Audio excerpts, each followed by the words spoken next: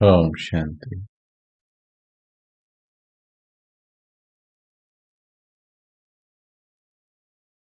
सभी 3 मिनट के लिए चेक करेंगे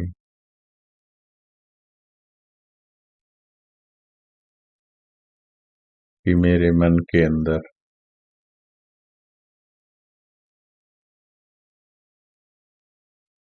संकल्पों की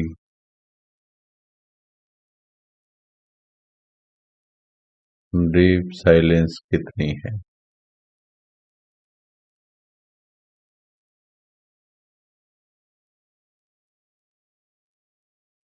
इस देह में रहते भी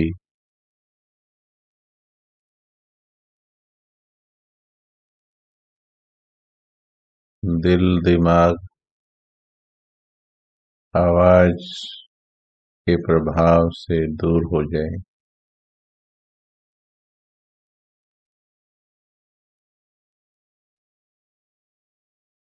चेक करेंगे सभी अपने आप।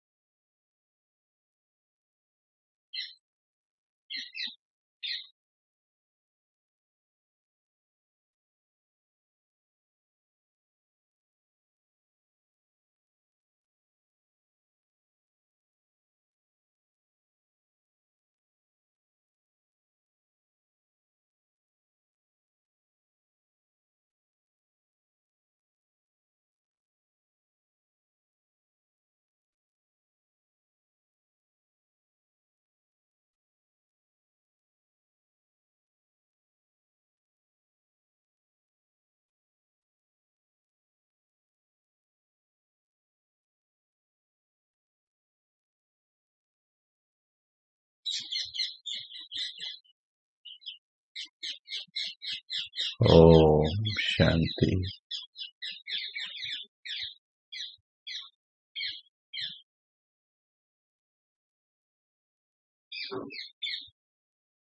अपनी अवस्था चेक करेंगे। 4 स्टेजेस में चेक करेंगे। हलचल है, आवाज में है, साइलेंस में है, डीप साइलेंस में है। हलचल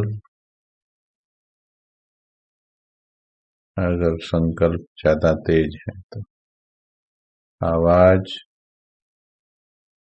अगर नॉर्मल संकल्प है तो, साइलेंस बहुत बहुत कम संकल्प और साइलेंस की अनुभूति। डीप साइलेंस जैसे सन्नाटा,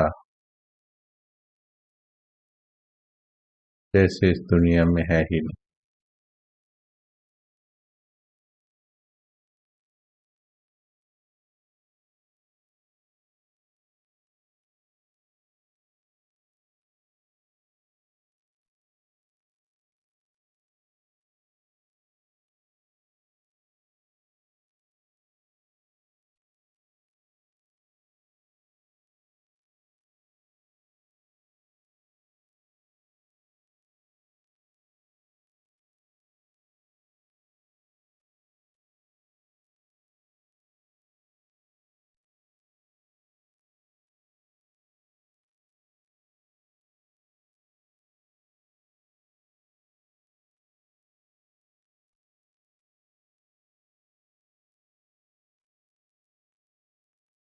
सभी ने अपनी अपनी अवस्था चेक की।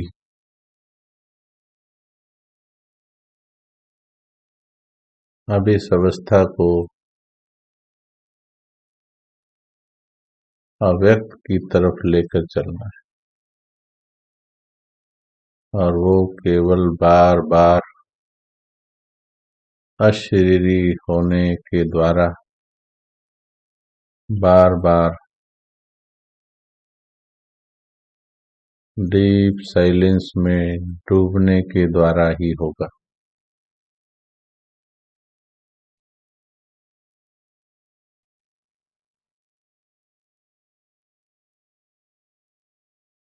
जो सुना है सिर्फ सुनते रहने से ही काम नहीं होगा। सुने हुए को अब मन के भीतर, दिल के भीतर ले जाकर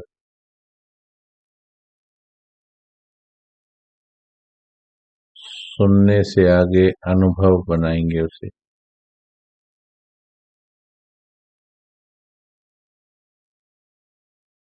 अव्यक्त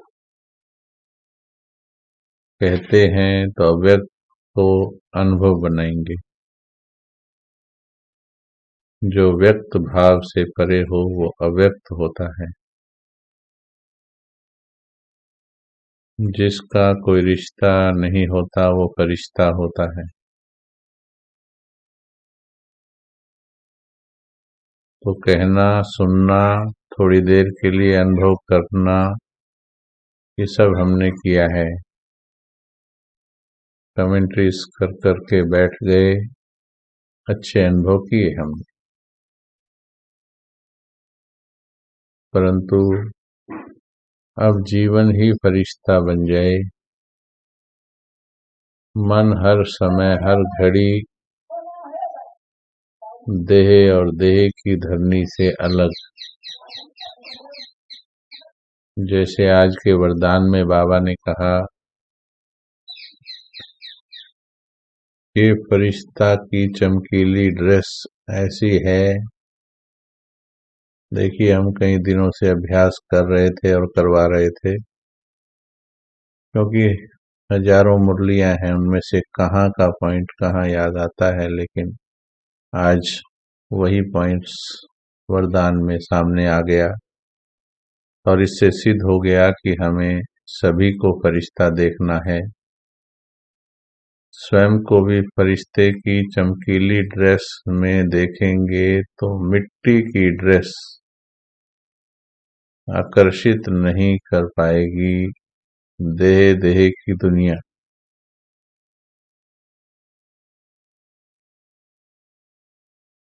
और माया, ये जो ड्रेस है ये वाटर प्रूफ और फायर प्रूफ है। इसमें ना तो माया की बारिश भिगा सकती, ना उसकी अग्नि आग लगा सकती है। यानी किसी भी तरह की परिस्थिति जीवन में फरिश्ता शरीर धारण किए हुए आत्मा को प्रभावित नहीं कर सकती। वो वाटर प्रूफ और फायर प्रूफ हो जाती है। ये फरिश्ता देखना इतना सुंदर, इतना पावरफुल, इतना विशेष अनुभव है। फरिश्ता, चमकीली ड्रेस वाला फरिश्ता, बहुत विशेष अनुभव है ये। सभी को फरिश्ता देखना तो ऐसा महसूस होने लगेगा हम कलयुग में नहीं, फरिश्तों की दुनिया में रह रहे हैं। क्योंकि मेरी नजरों ने सबको फरिश्ता देखना सीख लिया है। सब प्रकाश के फरिश्ते हैं।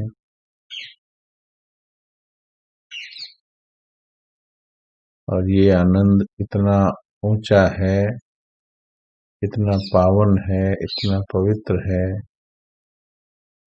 ये भगवान के साथ हमारी तार जोड़ देता है और हमारी नजरों को इतना पवित्र कर देता है कि हमारे सामने जब थोड़े समय बाद आत्माएं आएंगी, हमारी नजरों से निहाल हो जाएंगी। ये हमें बार बार सोचना है कि इन नजरों से अगर गंदा देखा, कमी कमजोरियां देखी, देह देखी, तो जैसे सांप डस लेता है देह, और देह की दुनिया अच्छी स्थिति को डस लेती है। कितनी भी अच्छी स्थिति होगी उसको खराब कर देंगी।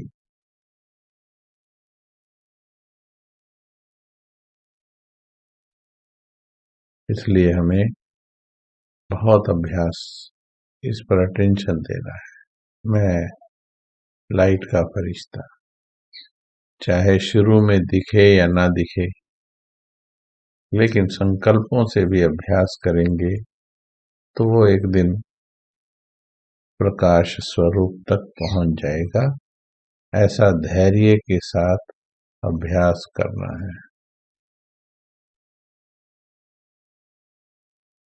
क्या अनुभव कर रहे हैं आप सभी? कल से आज तक का जो होमवर्क था, क्या होमवर्क था, पहले तो ये बताएं, और फिर बताएं आपने क्या किया कल से आज तक।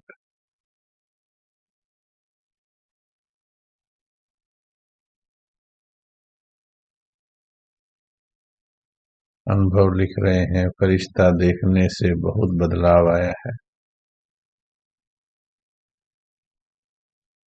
बहुत खुशी का अनुभव हो रहा है। सबसे पहली इसकी प्राप्ति आपको ही होगी। आपकी दृष्टि पवित्र है तो आपकी सृष्टि भी पवित्र हो जाएगी।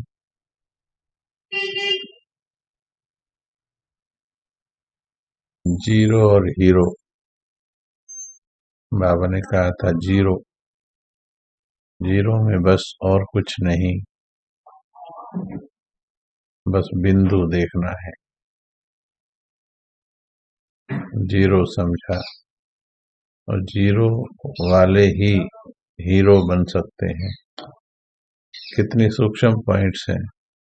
जो जीरो बनेंगे वही आकर्षण मूर्त बनेंगे। यहाँ मस्तक में बैठना ही इस पूरे संसार को आकर्षित करने की विधि है। जीरो समझना वही ड्रामा में हीरो बनने का सीक्रेट है। देखो कितना सरल सा, लेकिन कितना गहरा राज है। Zero hero.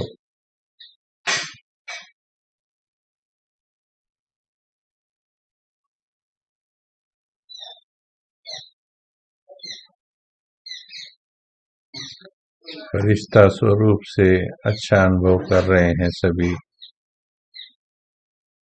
दिल शिकस्त कोई नहीं होगा। अभ्यास जारी रखेंगे, सफलता जरूर मिलेगी। वैसे भी तो खुशी के लिए इतना जीवन 50, 60, 70, 80 साल कितनी मेहनत की है, स्वयं पर, परिवार पर, बिजनेस, धंधा धोरी, सब पर दिन रात मेहनत की, तब भी तो खाली रहे। लेकिन यहाँ खाली नहीं रहेंगे। कुछ दिन अभ्यास किया, बस उसके बाद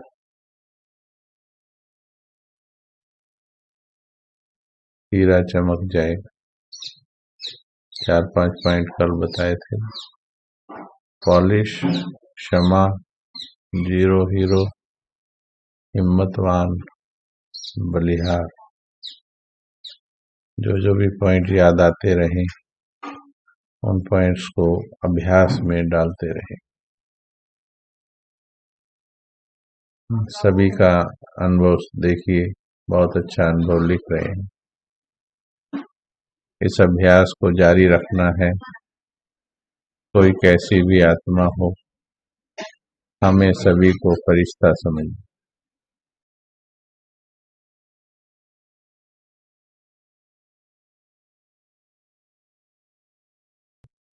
भगवान के समान बनने का तो यही तरीका है। कितनी हमारी गलतियां भगवान ने माफ की होंगी, और अभी भी तो करता है। कितनी गलतियां हमारी माफ करता है। जब वो इतनी गलतियां हमारी माफ कर सकता है, हमें फिर भी इष्ट देव बनाने का पुरुषार्थ करा सकता है, प्रेरणा दे सकता है, तो हम दूसरों को क्यों नहीं देख सकते। भगवान के बच्चे हैं, जरूर देखना है, सभी को देखना है।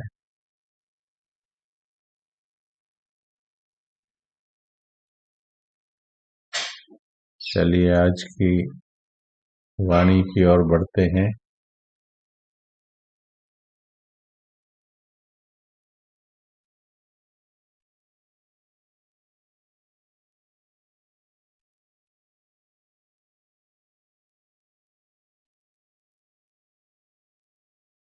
Today is 23rd of July in 1969।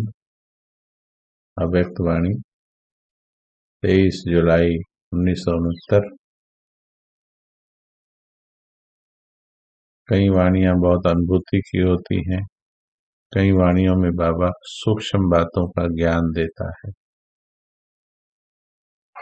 आज ज्ञान पर ज्यादा है, लेकिन सूक्ष्म बातों का। 23 जुलाई 1969। सफलता का आधार परखने की शक्ति है। बाप दादा एक एक को देखते हुए क्या देखते हैं। बाप दादा हर एक में चार बातें देख रहे हैं। सभी अच्छे स्टूडेंट अपनी डायरीज लेकर के बैठे।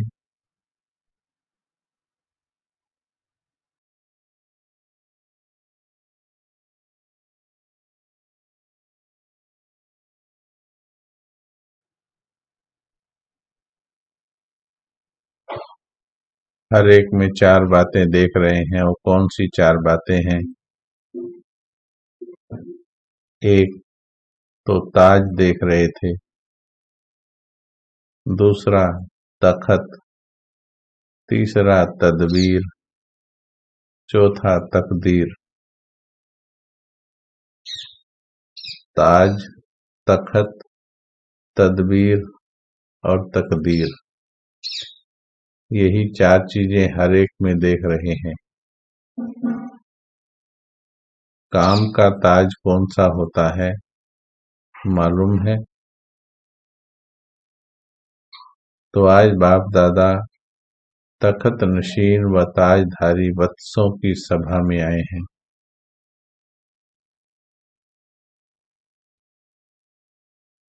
ताजधारियों को ही इस संगठन में बुलाया है, लेकिन हर एक का ताज अपना अपना तथा यथाशक्ति ही है। यह तो देख रहे थे कि इस काम में कौन कौन किस किस ताज तखत धारी बन बैठे हैं, किस किस ने कितना बड़ा ताज धारण किया है व छोटा धारण किया है।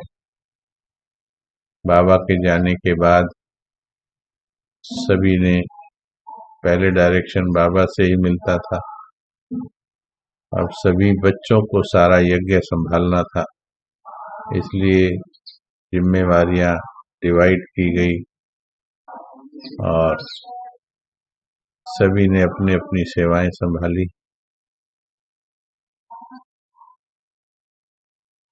ताज को सदा ही सिर पर रखकर चलते हैं, वह कभी कभी ताज को किनारे रख देते हैं।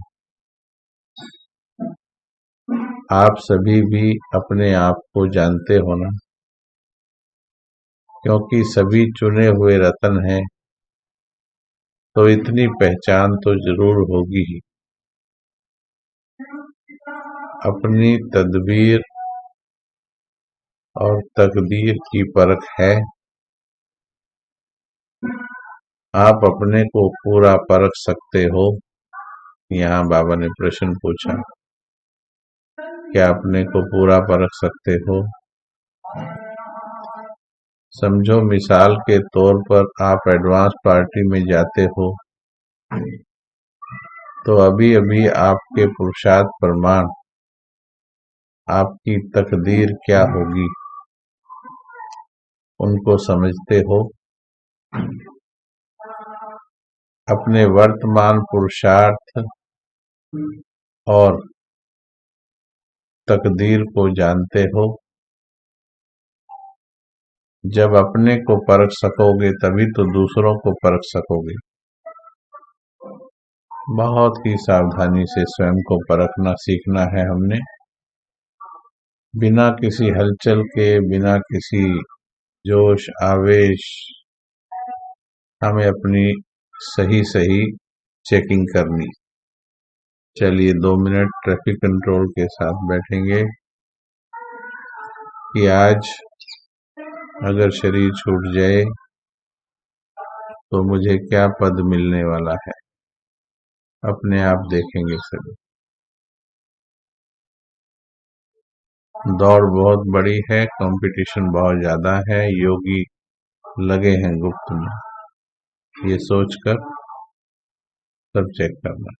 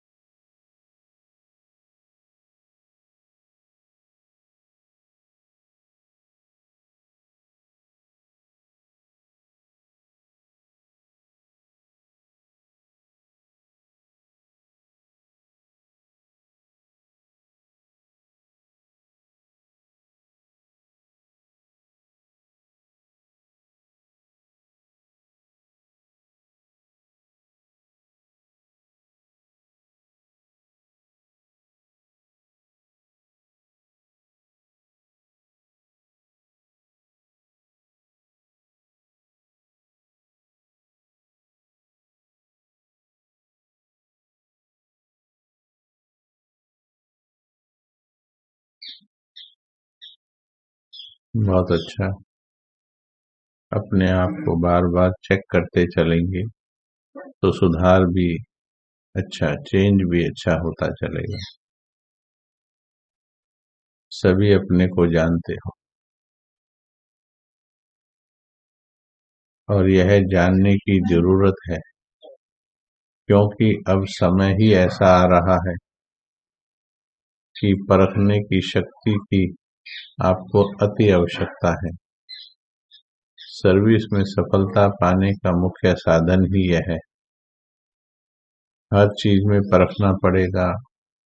देह देह के संबंध, दुनिया के आकर्षण, जिम्मेवारियां, बातें, विघन, कर्म बंधन, ये सब आत्मा को ऐसे उलझा लेते हैं कि ये ज्ञान होते हुए भी कि भगवान आया हुआ है तो भी आत्मा का समय और ऊर्जा को इन बातों में या इन संबंधों में खर्च हो जाती है। जानते हुए भी कि भगवान आया है। तो माया बड़ी सूक्ष्म है। चाहते नहीं हैं पर आलस्य में आ जाते हैं, अलबेलेपन में आ जाते हैं। तो इसलिए पहले से ही परख कर अपनी तैयारी करनी है। फिर भी चलिए, चाहे लेट है, हम सभी ने अव्यक्त स्थिति पर इतना ध्यान देने का कार्य आरंभ किया है। आप सभी का बहुत बहुत शुक्रिया है, जो इतना सहयोग दे रहे हैं, पुरुषार्थ कर रहे हैं, संगठन का उमंग बढ़ा रहे हैं। शुक्रिया है सभी का, सबका फायदा है इसमें। लेकिन इसको हल्का बिल्कुल नहीं करना है। अब हमें बाबा को प्रैक्टिकल करके दिखाना है, दिखाना ही है। और एक दूसरे की शक्ति बन करके हम आगे बढ़ेंगे।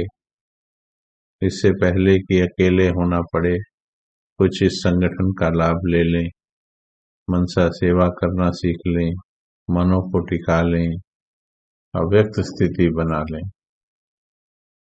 तो जैसे जैसे परखने की शक्ति तीव्र हो जाएगी, वैसे वैसे ही सफलता भी मिलती जाएगी। परख पूरी ना होने के कारण जो उसको चाहिए, जिस रूप से उनकी तकदीर जग सकती है, वो रूप उनको नहीं मिलता है।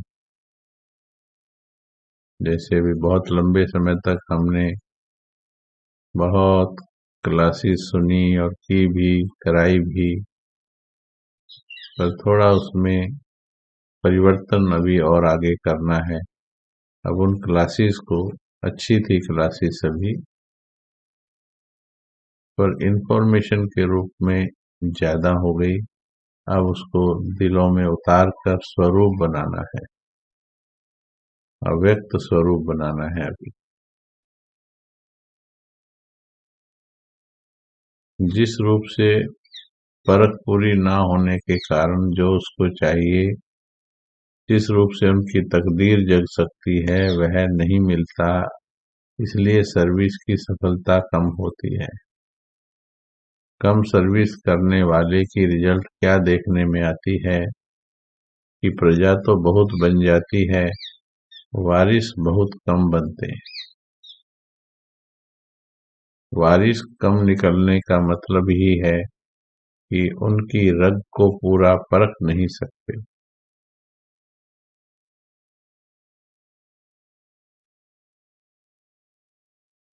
मरीज की पूरी परख होती है, तभी तो ठीक औषधि मिलती है। अगर डॉक्टर डायग्नोज ही ठीक से ना कर पाए, तो फिर दवाई भी ठीक से नहीं दे पाएगा। फिर रोग भी खत्म हो जाता है। अगर औषधि ठीक मिलती है, तो रोग भी खत्म हो जाता है। रोग खत्म हुआ, फिर क्या होगा? खास जो निमित्त बने हुए पांडव हैं, उनको भविष्य में आने वाली बातों को परखने की शक्ति चाहिए और निर्णय करने की शक्ति चाहिए। देखिए, बाबा ने भी पांडवों को कैसे तैयार किया है। निर्णय के बाद फिर निवारण की शक्ति चाहिए। चाहे महावाक्य किसी के लिए भी उच्चारित किए हों, परंतु उसमें शिक्षा हर किसी के लिए होती है और वो सदा काल के लिए होती है। ईश्वरीय महावाक्य है, तभी सामना कर सकेंगे। और सामना करने के बाद यज्ञ की प्रत्यक्षता की सफलता पाओगे। आपको बाबा ने किस लिए बुलाया है? हिसाब किया जाता है ना। सीढ़ी उतरने और चढ़ने का ज्ञान सिखाने के लिए बुलाया है। अब किस बात में उतरना है और किस बात में चढ़ना है? बड़प्पन तो पकड़ लिया है, मगर बड़प्पन होते हुए भी जहाँ छोटेपन की सीढ़ी उतरना होता है, वहां पर फट से उतर नहीं सकते हो। कई जगह हमें बड़ी जगह मिल जाती है, लौकिक में भी अलौकिक में भी, तो वहां बड़ेपन की सीट पे तो बैठ जाते हैं। कई बार हम उस जिम्मेवारी पर, उस पोजीशन पर, परंतु कई बार आवश्यकता होती है बड़े होकर भी झुकने की, नीचे उतरने की, बालक बनने की। बस वो नहीं बन पाते हैं तो सफलता फिर पूरी नहीं हो पाती है। एक सेकंड में मालिक और एक सेकंड में बालक बनने की आवश्यकता है। एक सेकंड में मालिक, एक सेकंड में बालक। जहां पर बालक बनना चाहिए वहां पर मालिकपन भी कुछ देखने में आता है। थोड़ा सा इसको समझेंगे, ये जीवन में बहुत अप्लाई होता है। कई जगह जीवन में कोई कोई कार्य या बात अथॉरिटी से कहने की आवश्यकता होती है, जहां हमारी मर्यादाओं की बात है, जहां हमें अपने जीवन को ऊपर की ओर लेकर जाना है, वहां अपने संकल्प, अपनी बातें बड़ी अथॉरिटी से मालिक बनकर कहने की आवश्यकता होती है। जैसे हम कहीं बाहर नहीं खाते हैं तो इसमें हमें बड़ी मालिक बनने की अथॉरिटी चाहिए। या जहाँ कहीं पर भी कुछ सेवाओं की चर्चा हो रही तो जो राय देनी है वो बड़ी अथॉरिटी से देनी है, जो अपनी बुद्धि के हिसाब से वहां पर मालिक बनकर राय दे सकते। लेकिन एक सेकंड में बालक से बालिक भी बन रहा है, क्योंकि मेरी ही बात मानी जाए ये सोचकर नहीं चलना है, या मैंने अगर अथॉरिटी से किसी को ज्ञान सुनाया है तो वो उसे माने ही, ये भी सोचकर नहीं चलना है। वो उनकी अपनी इच्छा है। मेरी कोई भी बात दूसरे मानकर ही चलें, ये भी सोचना जो है वो ठीक नहीं है। बालक बनना होता है। सुनाना अपना फर्ज है, लेकिन बालक बनना होता है। कहीं पर अगर संगठन में दो चार लोग किसी बात को कह रहे हैं तो हमें उनके सामने झुकने में मुश्किल नहीं होनी चाहिए। परिवारों में भी ऐसे, अगर हमारे झुकने से, भले हम बड़े हैं, हमारे झुकने से परिवार बचता है, संबंध बचते हैं, तो हमको बचाने हैं। संबंध बचाकर निर्विघ्न फरिश्ता बनने का पुरुषार्थ करना है। मिसाल के तौर पर आप कहीं भी संगठन के बीच में रहते हो, संगठन में कोई भी बात होती है तो उसमें विचार देने के समय मालिक बनकर विचार देना तो बहुत अच्छा है। लेकिन जहां पर संगठन का सवाल आता है वहां पर निमित्त बने हुए भाई बहनें जो फाइनल करते हैं, उस समय फिर अपनी बुद्धि को बिल्कुल ही बालकपन में ले आना चाहिए। ड्रामा ने कहो या बाबा ने कहो, या अपने पुरुषार्थ के द्वारा जो भी आत्मा निमित्त बनी है, तो उन आत्माओं की बातों को सहयोग देना, हाँ जी करने में हमें तत्पर रहना चाहिए। कहीं ऊंच नीच लगती है तो राय दे सकते हैं। राय तो बड़ों को भी दे सकते हैं, प्यार से, सम्मान से। जब समय हो उस समय दे सकते हैं, समय देखकर। लेकिन क्लैश में नहीं आना है, कहीं पर भी संस्कारों से संस्कार टकराने में नहीं आना है। जहां विचारों के कारण संस्कार टकराने लगते हैं, एक चीज नोट कर लीजिए, संगठन के लिए बहुत उपयोगी रहेगी, हमने बहुत लगाई है, सफलता पाई है। मतभेद हो सकते हैं, मन भेद नहीं होने चाहिए। मतभेद हो सकते हैं, मन भेद नहीं होने। विचारों में अंतर हो सकता है, बाप बेटे के विचार अलग हो सकते हैं, भाई भाई के विचार अलग होते ही है, हो सकते हैं अलग। तो लेकिन विचारों के अंतर के कारण मनों में अंतर जो ले आते हैं तो संबंध खराब होते हैं। तो इसलिए बाबा समझा रहे हैं, क्योंकि बाबा ने अब सारी जिम्मेवारी बच्चों को देनी है। आप लोग जैसे कि जिम्मेवारियां लेते जाएंगे वैसे वैसे आपको इस सीढ़ी को उतरने और चढ़ने की आवश्यकता होगी। तो इन एडवांस भविष्य सर्विस की सफलता के लिए शिक्षा दे रहे हैं। आप सब अनुभवी भी हैं। समय प्रति समय हर एक छोटा बड़ा अपनी शक्ति और स्वमान को रखने की कोशिश करता है, और आगे चलकर यह कुछ समस्या ज्यादा सामने आने वाली है। इसलिए ही जो निमित्त बने हुए हैं उनको बहुत निर्माण चित्त बनना पड़ेगा। निर्माण अर्थात अपने मान का भी त्याग। तो जो निमित्त आत्माएं हैं वो कई बार समझते हैं हम बड़े हैं तो हम रोब से चल सकते हैं, रोब डाल सकते हैं, हमारी बात माननी ही चाहिए सभी को, चाहे वो परिवार के संगठन में है। लेकिन आपको निमित्त की कुर्सी पर भी बैठना है और निर्माण भी बनना है।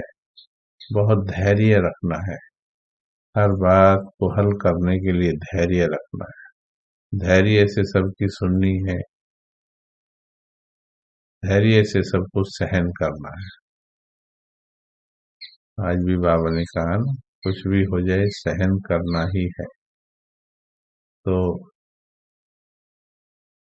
जितना अपना स्वमान खुद रखवाने की कोशिश करेंगे, ये बात अंडरलाइन करेंगे, जितना अपना स्वमान खुद रखवाने की कोशिश करेंगे उतना ही स्वमान गंवाने का कारण बन जाएंगे। भाई मैं बड़ा हूं, तुम्हें मेरा सम्मान करना चाहिए। तो ये भावना जो होती, इस भावना के वश गड़बड़ हो जाता है। तो बड़ा स्वमान को खुद रखवाने की कोशिश करेंगे तो गंवाने का कारण बन जाए। इसलिए बालक और मालिक बने की सीढ़ी को जल्दी जल्दी उतरो और चढ़ो, इस अभ्यास को बढ़ाना है। यानी कहाँ पर मुझे झुकना है, थोड़ा और सरलता से समझो, कहाँ पर मुझे झुकना है, कहाँ मेरे झुकने से बातें ठीक होंगी, तो झुक जाना चाहिए। अगर रिलेशन ठीक होते हैं, उससे मन हल्का होता है, मेरा फरिश्ता का पुरुषार्थ अच्छा होता है, तो झुक जाना चाहिए। हमने ऐसा बहुत बार ऐसा किया है कि चाहे कितना भी छोटा है, जब मुझे पता है अगर उसके साथ क्लैश करने से मेरे मन की शक्तियां वेस्ट होंगी, उसके भी संकल्प चलेंगे, मेरे भी चलेंगे, वो भी ठीक नहीं होगा। शुरू में काफी शक्तियां वेस्ट होती थी, लेकिन इसमें फिर मुझे झुकने में, झुक करके मुझे अपने संकल्पों को बचा लेना समझदारी है। इससे आपको ये लगेगा कि मेरी यात्रा नहीं रुक रही है। वो भले ही कोई अपने स्वभावानुसार फंसते हैं तो अलग बात है। तो इसलिए बड़े होते हुए भी झुकने का संस्कार रखिए। बालक और मालिक बने की सीढ़ी जल्दी जल्दी, बस 1 सेकंड में झुकना भी है और फिर अथॉरिटी में भी आना। अब इसमें सफलता तो सभी तभी होगी जबकि परिस्थिति को परखने की शक्ति होगी। परिस्थिति को परखने से फिर परिणाम ठीक निकलेगा। परखते नहीं है तो परिणाम उल्टा हो जाता है।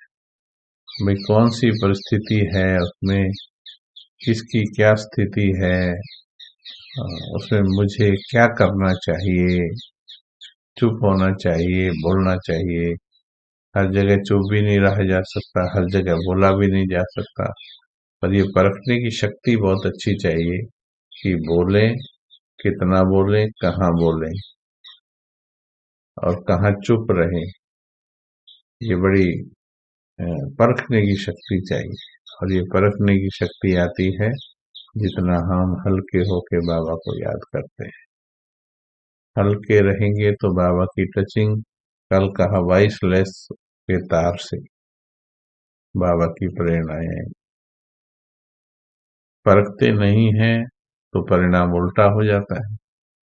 परखने की शक्ति बढ़ाने का पुरुषार्थ, सुनिएगा ध्यान से। परखने की शक्ति बढ़ाने का पुरुषार्थ है दिल की सफाई से भी इस बात में बुद्धि की सफाई जास्ती चाहिए। दिल की सफाई से भी, क्योंकि परखना बाहर की चीजों को है।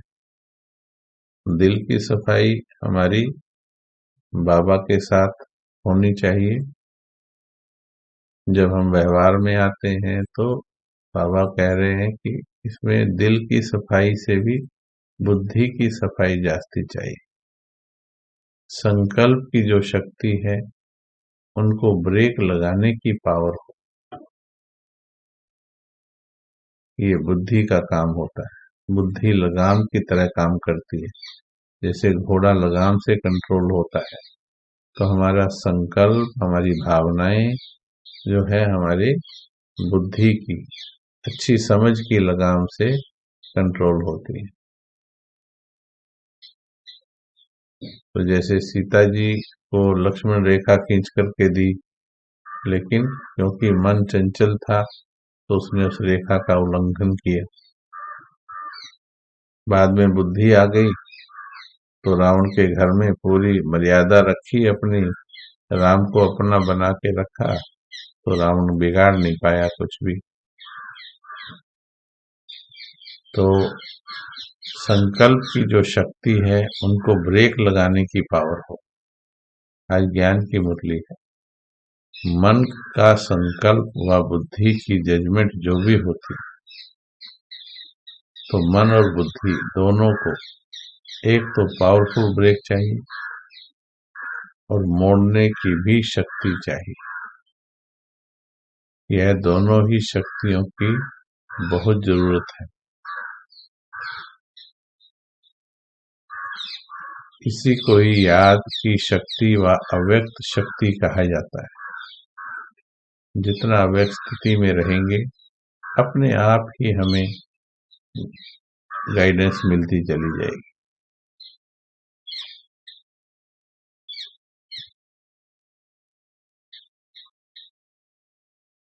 अगर ब्रेक ना दे सकेंगे तो भी ठीक नहीं, अगर टर्न नहीं कर सकेंगे तो भी ठीक नहीं। देखो ड्राइविंग के साथ बता रहे हैं बाबा, ब्रेक देने और मोड़ने की शक्ति होगी तो बुद्धि की शक्ति व्यर्थ नहीं गंवाएंगे, एक्सीडेंट नहीं होगा, एनर्जी वेस्ट ना होकर जमा होती जाएगी।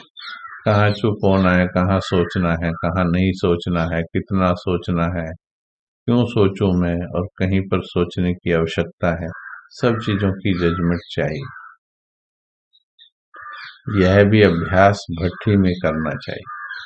तो अपने मन और बुद्धि को कहाँ तक ब्रेक लगा सकते हो और मोड़ सकते हो, चेक करना है। कोई बात में एक्सीडेंट होने के भी यही दो कारण होते हैं। एक तो स्टीयरिंग कंट्रोल, एक ब्रेक कंट्रोल। स्टीयरिंग गड़बड़ हो जाए तो भी है, और ब्रेक ठीक ना लगे तो भी एक्सीडेंट हो जाता है। तो ये हमें चेक करना है कि मेरे अंदर ये शक्तियां कितनी।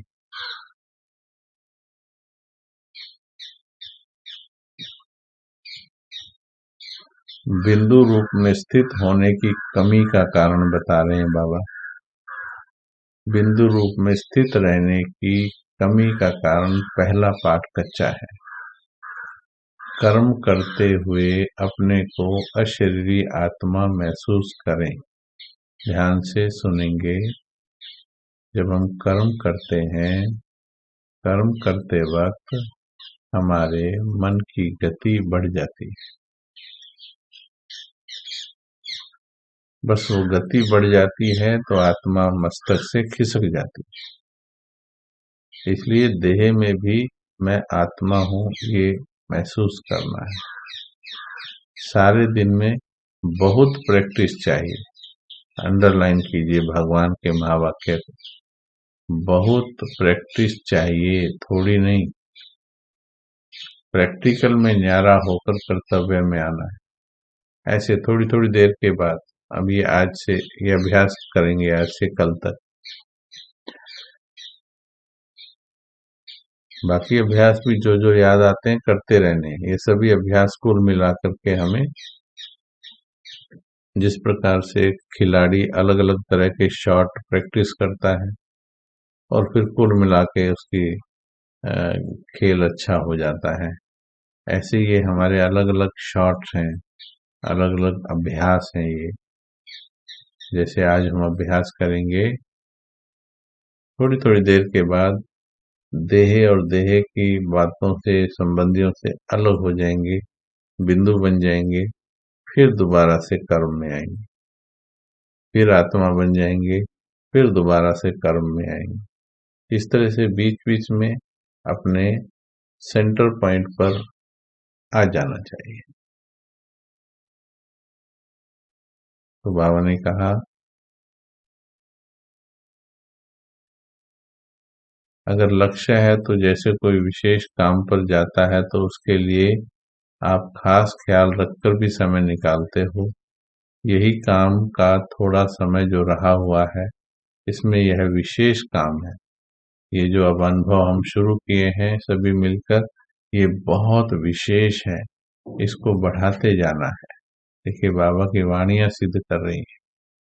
विशेष काम समझकर बीच बीच में समय निकालो तो निकल सकता है, परंतु अभ्यास नहीं है, इसलिए सोचते ही सोचते समय हाथों से निकल जाता है।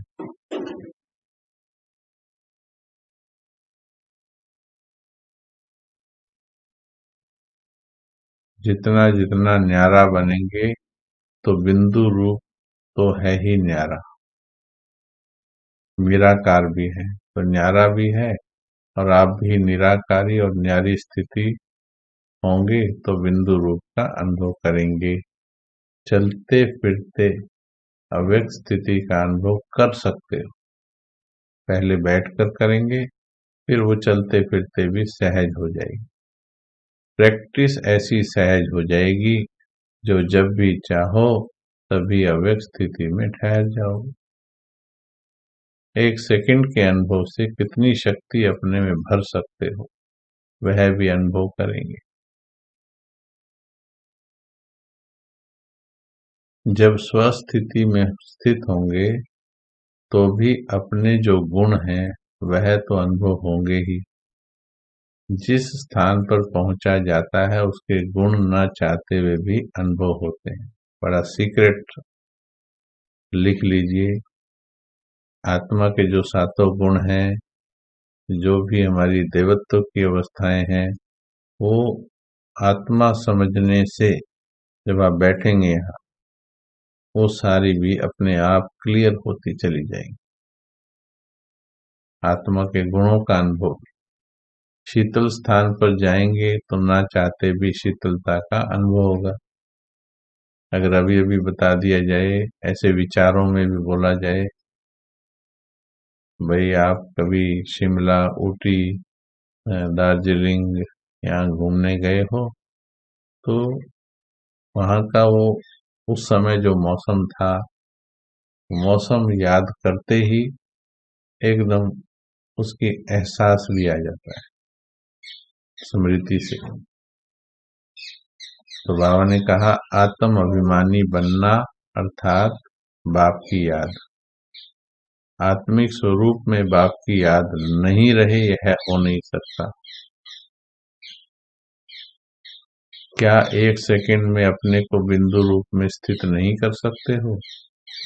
अगर अभी सबको कहें कि यह ड्रिल करो तो कर सकते हो। बिंदु रूप में स्थित होने से एक तो न्यारेपन का अनुभव होगा, और जो आत्मा का वास्तविक गुण है उसका भी अनुभव होगा। यह भी प्रैक्टिस करो, क्योंकि अब समय बहुत कम है। अब समय बहुत कम है। जो थोड़ा समय मिला है उसका लाभ उठाओ, नहीं तो फिर यह समय ही याद आएगा। इसलिए ही जैसे भी हो, जहां भी हो, परिस्थितियां नहीं बदलेंगी। यह नहीं सोचना कि मुसीबतें हल्की होंगी। अंडरलाइन करो, अंडरलाइन करो।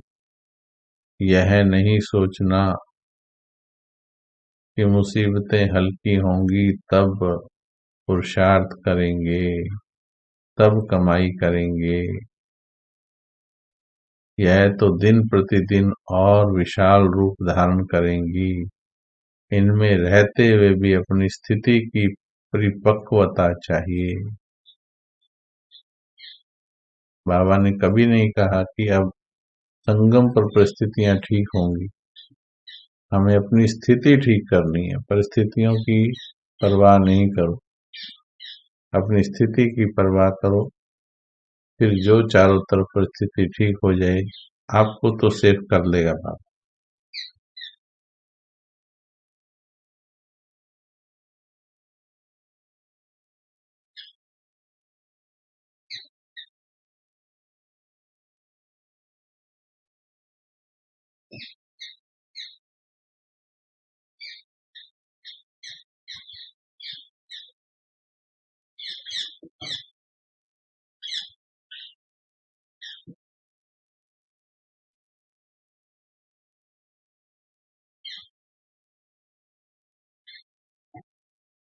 तो इसलिए आज बाबा ने क्या क्या कहा उसको हम रिवाइज करेंगे और फिर होमवर्क सेट करेंगे आज के लिए। आज भी धारणा के कई पॉइंट आ गए। भले ही ज्ञान के रूप में मुरली आरंभ हुई थी, लेकिन धारणा के पॉइंट आ गए उसमें। तो बताएंगे क्या क्या होमवर्क सेट करेंगे आज की वाणी से। अब हम बहुत गंभीर पुरुषार्थी के रूप में पुरुषार्थ करेंगे। सिर्फ क्लासेस सुनने वाले नहीं। सुनकर देख लिया वर्षों तक, सुनाने वालों ने तो अच्छा सुनाया, लेकिन सिर्फ सुनने से परिवर्तन नहीं आया। सुनने से थोड़ा परिवर्तन होता है, जब तक दिल में ना लेके जाओ परिवर्तन नहीं आएगा। इसलिए अब एक एक बात को बाबा ने आज कहा, इसको समय दे के अभ्यास करना है। कुछ भी हो जाए, कितना भी बिजी हो, समय निकाल कर अभ्यास करना ही है। पहले पाठ को तो वैल्यू देनी ही देनी है। खुद को आत्मा समझना, कर्म करते हुए भी मन की गति ऐसी हो। दृढ़ संकल्प लेंगे अभी हम कि मैं चलते फिरते बोलते भी, जैसे अभी हम बोल रहे, आप सुन रहे, बोलते हुए भी निरंतर ये चेतना पक्की कर लेनी है कि यहाँ बैठी हुई मैं आत्मा बोल रही हूँ।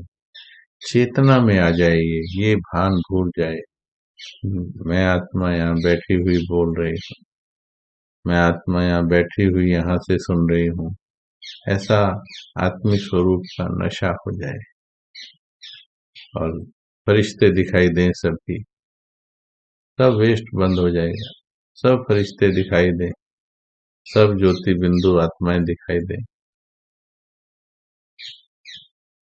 बताइए क्या करेंगे? बिंदु रूप में ठहरना है, अशरीरी का अभ्यास बार बार करना है। बालक और मालिक, अगर कहीं झुकने से आपकी शक्तियां बचती हैं तो प्रतिज्ञा करो मैं झुक जाऊंगी। शक्तियां बचती हैं तो ठीक है, कहीं कहीं अथॉरिटी भी दिखानी होती है, लेकिन मेरा सम्मान करें ही लोग ये सोचकर नहीं, उससे बात बिगड़ जाएगी। मेरी बात माने ही ऐसा नहीं। बुद्धि की भी सफाई चाहिए, क्योंकि बुद्धि डोर है मन की, इसलिए बुद्धि की भी सफाई चाहिए।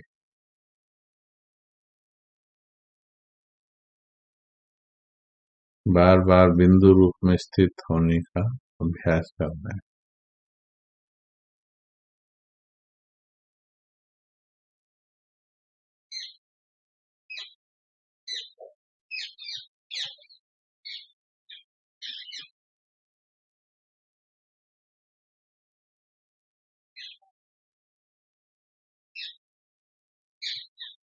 झुकना है, सहन शक्ति बढ़ानी है, ब्रेक पावरफुल करनी है, मोड़ने की शक्ति बढ़ानी है। ठीक है जी। तो घूम फिर के देखिए, पूरा ज्ञान जहां से शुरू हुआ था वहीं आ जाना है, इसलिए इसी पाठ को पक्का कर लीजिए। हर रोज मुरलियों में भी आता है, साकार मुरलियों में भी और अव्यक्त मुरलियां भी। बाकी सब विस्तार भी जो ज्ञान का है वो सब आत्मा को समेट समेटने की पावर देता है और यहाँ टिकने के लिए प्रेरित करता है कि तुम्हारा वास्तविक यहाँ टिकना है बस। अगर वो हम जल्दी टिक जाएं तो फिर हमें विस्तार की ज्यादा आवश्यकता नहीं रहेगी। शॉर्ट में समझ लें। चलेंगे अभी साइलेंस की और बिंदु रूप अशरीरी। 3 मिनट अशरीरी, सब भूल जाओ, देह की हलचल भी भूल जाओ।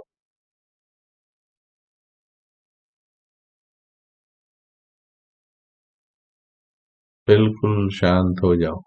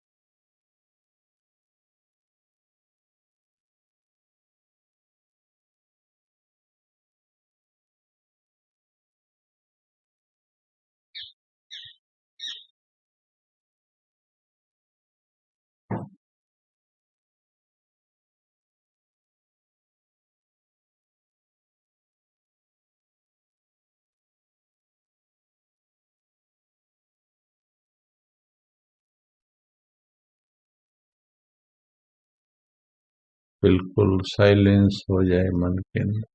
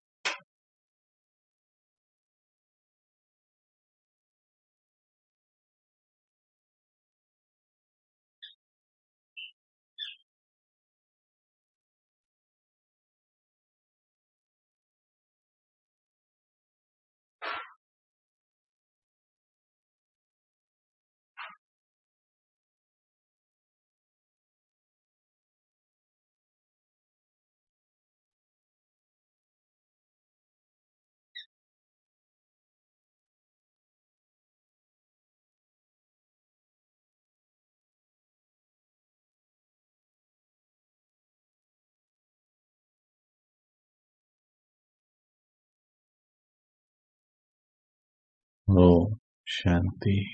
ओम शांति। ओम शांति।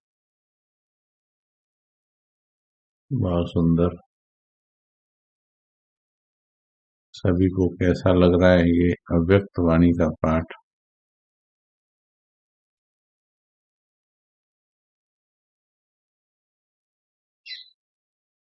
अभी इसको जारी रखें। कैसा लग रहा है?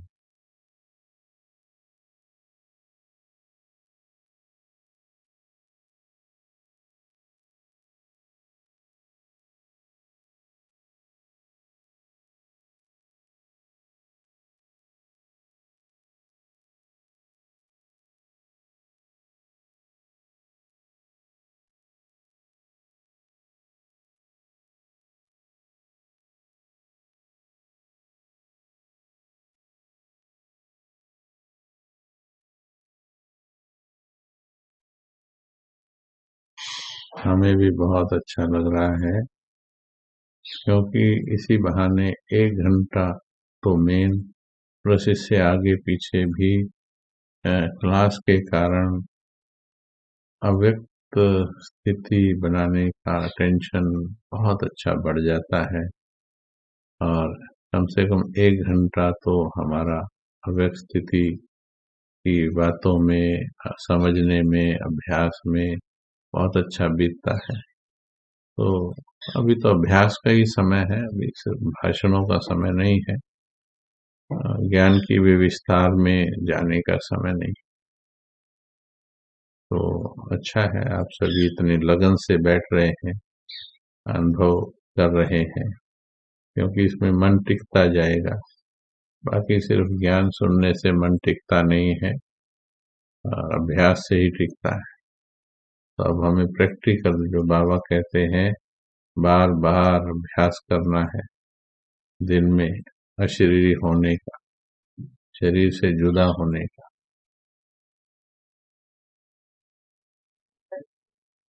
क्योंकि अभी तो कोर्स तो बहुत लंबा है, अव्यक्त वाणी का कोर्स।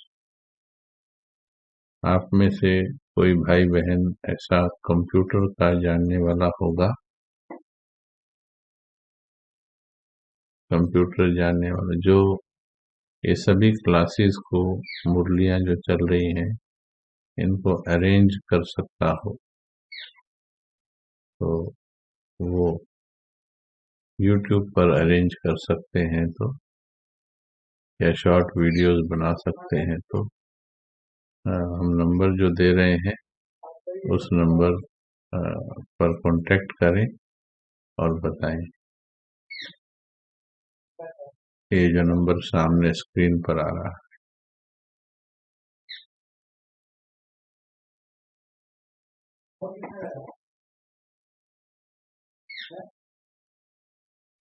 नोट कर लें ये नंबर।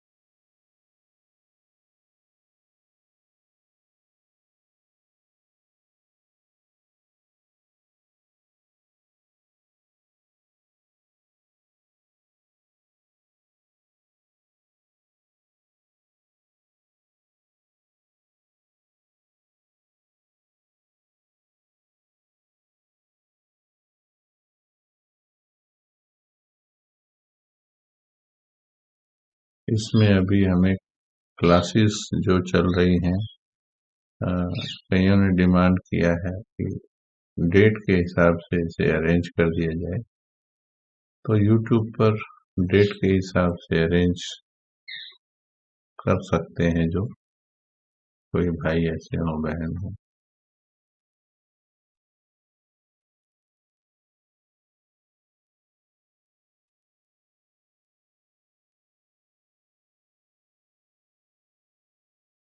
आज रात को भट्टी रहेगी, और इतना नेचुरल हो गया है कि बात करना ही भूल जाते हैं। भट्टी रहेगी आज रात को 10 बजे से। कौन कौन करेगा पिकनिक? भट्टी नहीं बोलना, आनंद की पिकनिक करेंगे। आनंद की पिकनिक, प्रेम की पिकनिक, हल्केपन। बाबा से प्यार बढ़ता है जब जागते हैं बाबा के लिए। कोई हठ योगी होकर बैठना ही योग नहीं होता है। सूक्ष्म अनुभव भी कर रहे हैं और साथ में मस्ती भी करेंगे, रूहानी मस्ती करेंगे, बाहर मुक्ता की मस्ती नहीं है।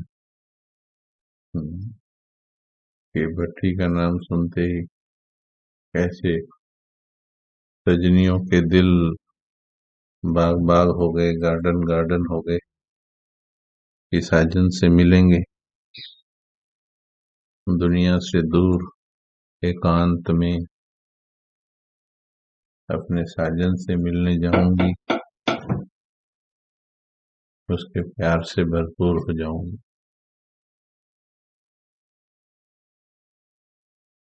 कोई बात नहीं, जो 2 घंटा बैठ सकते हैं, 4 घंटा अपने अपने समय के हिसाब से बैठो, फिर भी 1200-1500 आत्माएं तो होती ही हैं जो रेगुलर पूरी भट्टी करती हैं। लिंक भेज दिया जाएगा आपको। वैसे भी अगर आप सेल्फ ट्रांसफॉर्मेशन में जाकर के लाइव लिखते हैं तो आ जाता है।